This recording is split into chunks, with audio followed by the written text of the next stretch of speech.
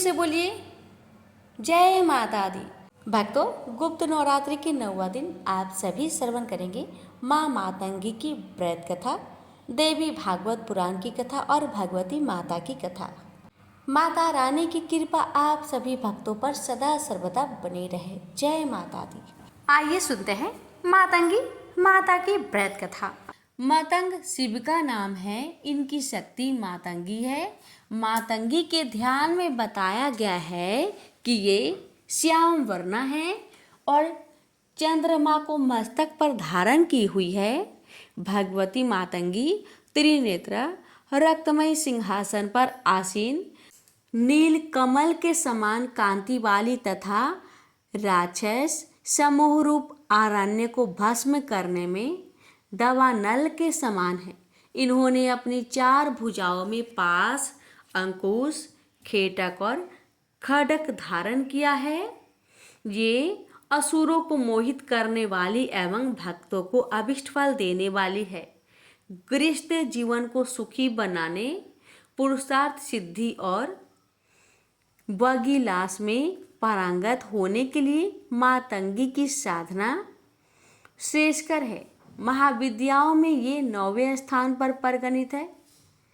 नारद पांचरात्र के 12वें अध्याय में शिव को चंडाल तथा शिवा को उच्छिष्ट चंडाली कहा गया है। इनका ही नाम मातंगी है। पूरा काल में मतंग नामक मुनि ने नाना वृक्षों से परिपूर्ण कदम वन में सभी जीवों को बस में करने के लिए भगवती त्रिपुरा की प्रसन्नता हेतु कठोर तपस्या की थी। उस समय त्रिपुरा के नेत्र उत्पन्न तेज ने एक श्यामल नारी विग्रह रूप धारण कर लिया। इन्हीं राज मातंगिनी ने कहा गया है। यह दक्षिणी तथा पश्चिम मार्ग की देवी है। राज मातंगी, सुमुखी, वश्य मातंगी तथा कर्ण मातंगी इनके नामांतर है। मातंगी के भैरव का नाम मतंग है। ब्रह्म यामल इन्हें मतंग मुनि की कन्या बताता है। 10 महाविद्याओं में मातंगी की उपासना विशेष रूप से वाक सिद्धि के लिए की जाती है। पुरुषचर्य वर्ण में कहा गया है, आज बच्चे महादेवी मातंगी सर्व सिद्धिदाम अस्य सेवन मात्रेन वाक् सिद्धिं लभते धूब्रम। मातंगी के अस्थूल रूपात्मक प्रतीक विधान को देखने से यह भली भांति ज्ञात हो जाता है कि ये पूर्णतया बाघ देवता की ही मूर्ति है। मातंगी का श्याम वर्ण परावाक बिंदु है। उनका त्रिनयन सूर्य, सोम और अग्नि है। उनकी 4 भुजाएं 4 वेद हैं। पास अविद्या है, अंकुश विद्या है, कर्म राशि दंड है, शब्द स्पर्श आदि गुण कृपान है। अर्थात पंचभूतात्मक सृष्टि के प्रतीक है। कदम्ब वन ब्रह्मांड का प्रतीक है। योग राजपनिषद में ब्रह्मलोक को कदम गोलाकार कहा गया है। कदम गोलाकार ब्रह्मलोकम वज्रंती ते। भगवती मातंगी का सिंहासन शिवात्मक महामज्ज या त्रिकोण है। उनकी मूर्ति सूक्ष्म रूप में यंत्र तथा परम रूप में भावना मात्र है। दुर्गा सप्तशती के 7वें अध्याय में भगवती मातंगी के ध्यान का वर्णन करते हुए कहा गया है कि वे रक्तमयी सिंहासन पर बैठकर पढ़ते हुए तोते का मधुर शब्द सुन रही है। उनके शरीर का वर्ण श्याम है। वे अपना एक पैर कमल पर रखी हुई है। अपने मस्तक पर अर्धचंद्र तथा गले में कलहार पुष्पों की माला धारण करती है। बीना बजाते हुई भगवती मातंगी के अंग में कसी हुई चोली शोभा पा रही है। वे लाल रंग की साड़ी पहने तथा हाथ में शंखमय पात्र लिए हुए हैं। उनके बदन पर मधु का हल्का हल्का प्रभाव जान पड़ता है और ललाट में बिंदी शोभा पा रही है। इनकी बल्ली की धारण करना नाद का प्रतीक है। तोते का पढ़ना ह्रीं वर्ण का उच्चारण करना है, जो बीजाक्षर का प्रतीक है। कमल वर्णात्मक सृष्टि का प्रतीक है। शंखपात्र ब्रह्मरंध् तथा मधु अमृत का प्रतीक है। रक्त वस्त्र अग्नि या ज्ञान का प्रतीक है। बाघ देवी के अर्थ में मातंगी या व्याकरण रूपा है, तो सुख शिक्षा का प्रतीक है। चार भुजाएं वेद चतुर्षय है। इस प्रकार तंत्रिका को भगवती मातंगी महाविद्या वेदों की सरस्वती ही है। तंत्र ग्रंथों में इनकी उपासना का विस्तृत वर्णन प्राप्त होता है। प्रेम से बोलिए जय माता दी। माता रानी सभी भक्तों पर अपनी कृपा सदा सर्वदा बनाए रखे और अनजाने में ही भूल को क्षमा करे। जय माँ। रसपान करेंगे महाभागवत देवी पुराण 9वां अध्याय।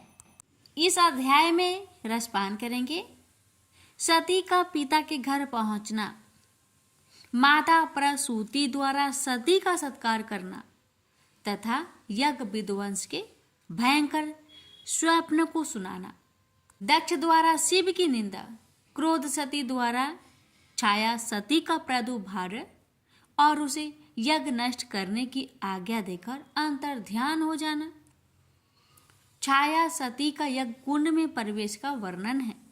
श्री महादेव जी बोले नारद, इसके बाद सुंदर बच स्थल तथा खुले हुए केशों वाली दक्ष पुत्री भगवती सती रथ से उतरकर शीघ्रता पूर्वक अपनी माता के पास चली गई। अपनी पुत्री को बहुत दिनों बाद आया देखकर दक्ष पत्नी प्रसूति उन्हें गोद में लेकर वस्त्र से उनका मुख कमल पोंछने लगी और बार बार उनका मुख चूमती हुई रो रो कर कहने लगी, माता सर्वदेवेश्वर सदा शिव को पति रूप में प्राप्त करके आप सोचने योग्य नहीं रह गई हैं और आप हम लोगों को शोक रूपी महासागर में छोड़कर चली गई। आप अत्यंत श्रेष्ठ तीनों लोकों की माता तथा आदि शक्ति हैं। यह मेरा महान भाग्य है कि आप साक्षात भगवती मेरे गर्भ से उत्पन्न हुई हैं। सती मेरे घर में कृपा पूर्वक उपस्थित हुई। आपको जो मैं देख रही हूँ, इससे बहुत दिनों में विद्यमान मेरा शोक आज दूर हो गया। आपके दुर्बुद्धि पिता भी परम शिव को न जानकर उनसे विशेष देश भाव रखते हुए मोहबस महान यज्ञ कर रहे हैं। हमारे तथा विद्वान मुनियों के द्वारा अनेक तरह से कहे जाने पर भी इन्होंने न तो आपको और न ही परमेश्वर शिव को बुलाया। सती बोली, सभी देवताओं के देवता येगेश्वर भगवान शिव का अपमान करके मेरे पिता समस्त देवताओं के साथ यज्ञ कर रहे हैं। कोई कुछ भी माने, किंतु मेरा तो यह निश्चय है कि इस यज्ञ की समाप्ति निर्विघ्न नहीं हो सकेगी। प्रसूति बोली, मैंने रात में जो आध्यात्मिक भयानक दारुण तथा अत्यंत रोमांचक सपना देखा है उसे सुनो। उस महायज्ञ में जहाँ दक्ष प्रजापति देवताओं के साथ स्थित थे, वहां कोई देवी मातेश्वरी अकस्मात आ गई। वे महान मेघों की कांति के समान श्याम वर्ण वाली थी। उनके बाल खुले हुए थे। वे दिगंबर थी। उनकी 4 भुजाएं थी। वे अट्ठास कर रही थी और ज्वलमान 3 नेत्रों से प्रकाशित थी। उन्हें देखकर दक्ष प्रजापति आश्चर्यचकित हो गए और उन्होंने विनय पूर्वक कहा, आप कौन हैं? किसकी पत्नी हैं और यहाँ क्यों आई हैं? उन्होंने कहा कि आप नहीं जानते कि मैं आपकी पुत्री सती हूँ। इसके बाद दक्ष प्रजापति ने शिव की निंदा करते हुए बहुत तरह की बात कही। उसे सुनते ही वे बड़े क्रोध से यज्ञ अग्नि में कूद पड़ी। उसके बाद भयानक कर्म करने वाले तथा भीषण आकार वाले करोड़ों प्रथम गण क्षण भर में ही वहां उपस्थित हो गए और फिर कालांतक यमराज के समान महान उग्र कार्य करने वाला कोई महान पुरुष भी वहां आ गया। उसने विष्णु आदि प्रमुख देवताओं को जीतकर प्रथम गणों के साथ महायज्ञ का विध्वंस कर डाला और दक्ष प्रजापति का सिर काट लिया। अब वे दक्ष प्रजापति मुख विहीन होकर यज्ञ कुंड के किनारे पड़े रहे। कोपिन वस्त्र धारण किए तथा जटा मुकुट से सुशोभित महान उग्र वाले वे सभी प्रथमगण क्रोधित होकर उन दक्ष प्रजापति को खाने को उद्धत हो गए। अपने समस्त अंगों में भस्म लपेटे तथा हाथों में शूल, पास और खड्ग धारण किए हुए वे उनका रक्त पी रहे थे और हंस रहे थे। तब दक्ष के सभी नगरवासी ऐसा देखकर व्याकुल हो उठे और रोते हुए हाहाकार करने लगे।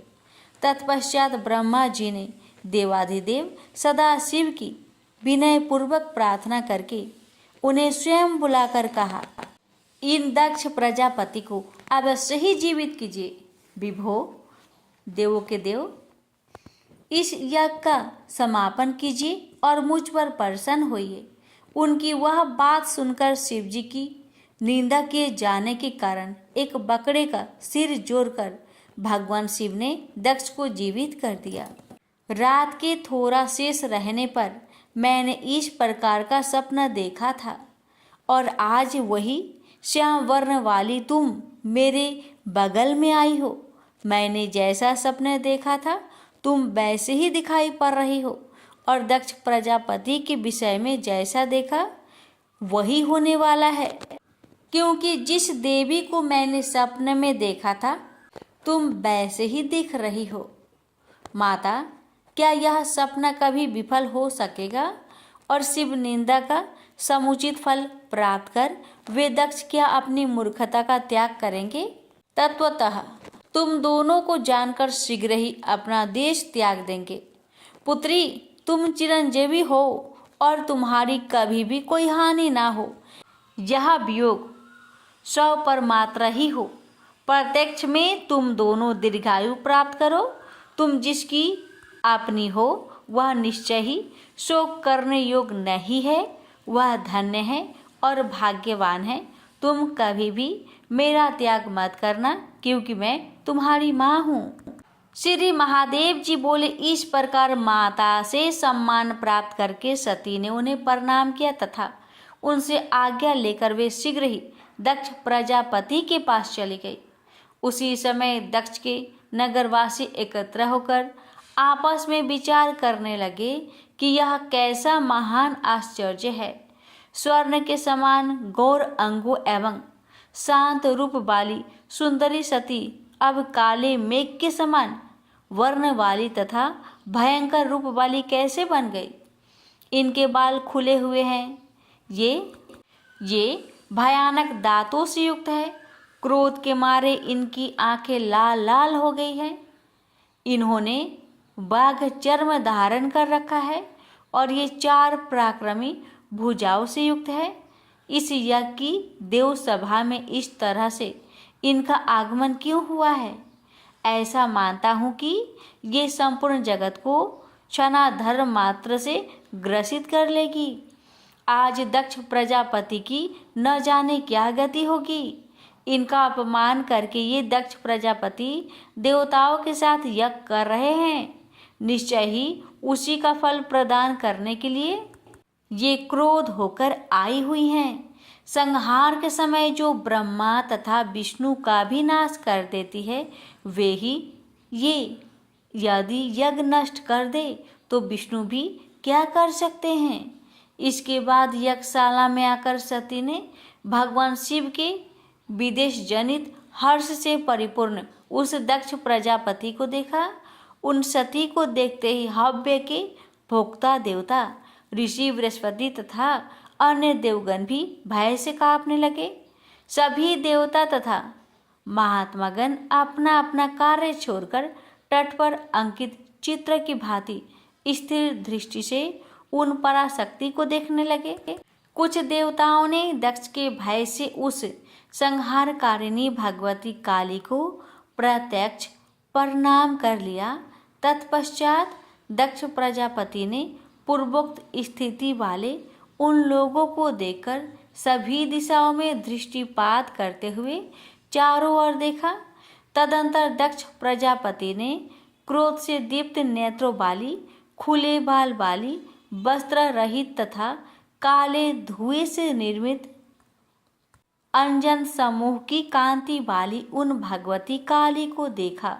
दक्ष बोले, तुम कौन हो, किसकी पुत्री हो तथा किसकी पत्नी हो? इस तरह निर्लज्ज होकर यहाँ क्यों आई हो? तुम तो सती की तरह दिखाई पड़ रही हो। पुत्री, क्या तुम मेरी पुत्री सती ही हो और शिव के घर से यहाँ आई हो? सती बोली, पिताजी, क्या आप अपनी इस पुत्री सती को नहीं पहचानते? आप मेरे पिता हैं और मैं आपकी पुत्री हूँ। आप पिता को प्रणाम करती हूँ। दक्ष बोले, माता सती, आप इस तरह कृष्ण वर्ण की कैसे हो गई? आप तो पहले मेरे घर में स्वर्ण के समान गौर अंग वाली थी। आपकी कांति सरकालीन चंद्रमा के समान थी और आप दिव्य वस्त्र धारण किए रहती थी। वहीं आप आज निर्वस्त्र होकर मेरी सभा में क्यों आई हुई हैं? आप इस तरह खुले बालों तथा भयानक नेत्रों वाली क्यों हो गई हैं?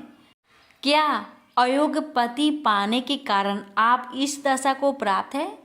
मैंने अपने यज्ञ महाउत्सव में तुम्हें नहीं बुलाया, इसका कारण तुम्हारा शिव पत्नी होना है, ना कि तुम्हारे प्रति हमारे स्नेह आदि का अभाव। तुमने अच्छा किया जो स्वयं ही चली आई। तुम्हारे लिए वस्त्र आभूषण आदि रखे हुए हैं, वह सब तुम ले लो। त्रिलोक्य सुंदरी पुत्री सती, तुम मेरे प्राण के समान प्रिया हो, सुंदर नेत्रों वाली। अयोग्य शंकर को पति के रूप में पाकर तुम बहुत ही दुखित हो। शिव के प्रति दक्ष के द्वारा कहा गया यह निंदा से परिपूर्ण वचन सुनकर क्रोध से प्रज्वलित समस्त अंगों वाली वे सती सोचने लगी कि मैं मात्र आधे क्षण में सभी देवताओं तथा यज्ञ सहित अपने पिता को जलाकर राख कर सकती हूँ, किंतु पितृ हत्या के भय से वैसा नहीं करूँगी। अपेतु देवताओं सहित इन्हें मोहित कर दे रही हूँ। इस प्रकार मन में विचार करने के बाद उन दक्ष पुत्री सती ने क्षण भर में अपने ही समान रूप वाली एक छाया सती की रचना कर दी। तब सती ने उस छाया सती से कहा, मेरी बात पर ध्यान दो, तुम मेरा एक काम कर दो, इस यज्ञ का विध्वंस कर डालो। सुलोचने, मेरे पिता के साथ बहुत प्रकार की बातें करके तथा उनके मुख से शिव के प्रति अपमानजनक वाक्य सुनकर क्रोध से प्रज्वलित शरीर वाली तुम यज्ञ अग्नि में प्रवेश कर जाना। मैं इसकी पुत्री हूँ। इसी से ग्रवित होकर यह दक्ष शिव की निंदा कर रहा है, इसलिए तुम शीघ्र ही दक्ष के उस गर्भ को चूर चूर कर दो। यज्ञ अग्नि में तुम्हारे प्रविष्ट होने की बात सुनकर शोक से संतप्त हृदय वाले भगवान महेश्वर यहाँ निश्चित रूप से आएंगे और सभी देवताओं तथा यज्ञ की रक्षा करने में संलग्न विष्णु को पराजित करके यज्ञ को नष्ट कर देंगे और पिता का वध कर डालेंगे। छाया काली से ऐसा कहकर मुस्कान भरे मुख वाली महाकाली स्वयं अंतर्ध्यान होकर आकाश में स्थित हो गई। मुनिश्रेष्ठ, उस समय मेरी मृदंग और तुरही आदि बाजे बजने लगे, महाउत्सव होने लगे और भारी पुष्प वर्षा होने लगी। उन देवी के निकट रहने पर भी उनकी माया से मोहित होने के कारण किसी देवता और महर्षि ने यह सब नहीं देखा। इसके बाद छाया सती ने क्रोध होकर दक्ष प्रजापति से कहा, तुम अज्ञानवश देवाधिदेव सनातन शिव तथा मुझ सती की निंदा क्यों कर रहे हो? दुर्बुद्धि, यदि कल्याण चाहते हो तो अपनी वाणी पर नियंत्रण रखो, अन्यथा महामूर्ख, शिव की निंदा करने वाली तुम्हारी इस जीभ को मैं काट दूंगी। जो तुम देव सभा में बहुत काल से परमेश्वर शिव की निंदा करते रहे हो, उसका फल आज ही तुम्हें मिल जाएगा। ऐसा मुझे लगता है जो मनुष्य संपूर्ण लोकों के एकमात्र कारण महेशान शिव की निंदा करता है, वे परमात्मा सदाशिव उसका सिर काट देते हैं। दक्ष बोले, अल्प बुद्धि वाली बालिके, मेरे सामने ऐसी बात फिर मत बोलना। शमशान में रहने वाले उस दुराचारी को मैं जानता हूँ। दुर्मति, तुमने स्वयं ही अपनी बुद्धि से भूत गणों के अधिपति शिव को पति रूप में वरण किया है। अब उसी के पास जाकर अपने योग परम सुख प्राप्त कर रही हो। मैं प्रजापति दक्ष हूँ, ऐसा सभी देवताओं तथा देवियों को मालूम है। मेरे आगे तुम शिव की प्रशंसा क्यों कर रही हो, जिसे मैं सुन ही नहीं सकता। छाया सती बोली, दक्ष, मैं फिर कह रही हूँ कि यदि तुम अपना कल्याण चाहते हो तो पाप बुद्धि त्याग कर दो और भक्ति पूर्वक भगवान सदाशिव की उपासना करो। यदि तुम पुनः अज्ञानवश परमात्मा शिव की निंदा करोगे तो वे शंभु निश्चित रूप से यज्ञ सहित तुम्हें नष्ट कर डालेंगे। दक्ष बोले, कुपुत्री, तुम बुरे चरित्र वाली हो, मेरे नेत्रों के सामने से हट जाओ। मेरे लिए तो तुम उसी समय मर गई जब तुमने शिव को पति रूप में प्राप्त किया था। तुम मुझे बार बार अपने पति रुद्र की याद क्यों दिला रही हो, जिससे कि मेरे अंदर स्थित क्रोध अग्नि भूसी की आग की तरह बढ़ती जा रही है। कुपुत्री, दुष्ट बुद्धि वाली, तुमने शिव को पति रूप में प्राप्त किया है, अतः तुम्हें देखने से मेरा शरीर शोकाग्नि से दग्ध हो रहा है। दूषित अंतकरण वाली, तुम शीघ्र ही मेरे आंखों से दूर हो जाओ। मेरे समक्ष अपने पति का गुणगान मत करो।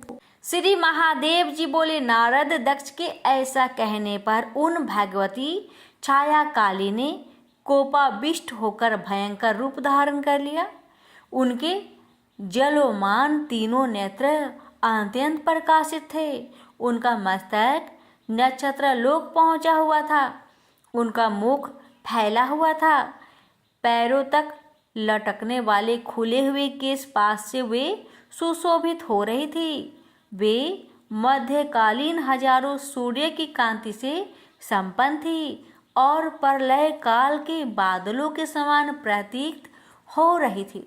तत्पश्चात क्रोध से दीप्त अंगों वाली उन महेश्वरी ने बार बार अट्ठास करके गंभीर वाणी में दक्ष से कहा, मैं केवल आपकी आंखों से ही दूर नहीं हो जाऊंगी, अपितु आपसे उत्पन्न इस देह से भी अविलंब दूर हो जाऊंगी।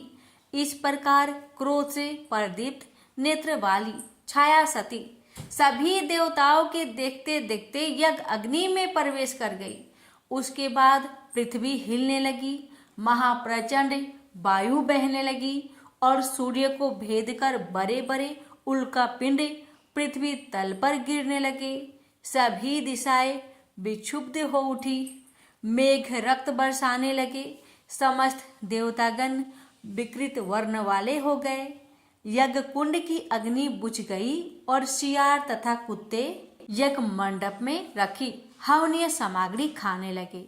इस प्रकार वह यज्ञ मंडप मात्र आधे ही क्षण में शमशान के रूप में परिवर्तित हो गया। इससे दक्ष प्रजापति का मुखमंडल मलिन हो गया और वे बार बार गहरी सांसें छोड़ने लगे। इसके बाद ब्राह्मणों ने जिस किसी तरह फिर से यज्ञ आरंभ किया। मुने भगवान शिव के भय से देवता अत्यंत घबराए हुए थे। सभी देवता तथा महर्षिगण आपस में कहने लगे कि यह अमंगलकारी बात क्षण भर में ही दूर तक फैल जाएगी और शिव जी आज ही सती के देह त्याग का समाचार सुन लेंगे। जगत का संहार करने वाले भी महाराज शंभु क्रोध होकर न जाने किसका क्या कर डालेंगे, अथवा हो सकता है वे सृष्टि का ही लोप कर दे। इसके बाद मुनि श्रेष्ठ महर्षि नारद सभा के बीच से चुपचाप उठकर शीघ्रता पूर्वक कैलाश की ओर चल दिए। प्रेम से बोलिए माता रानी की जय। आज का अध्याय यहीं पर समाप्त होती है। इसकी आगे की अध्याय कल के वीडियो में अवश्य सुनेगा। माता रानी आप सभी भक्तों पर अपनी कृपा सदा सर्वदा बनाए रखे। जय माता दी।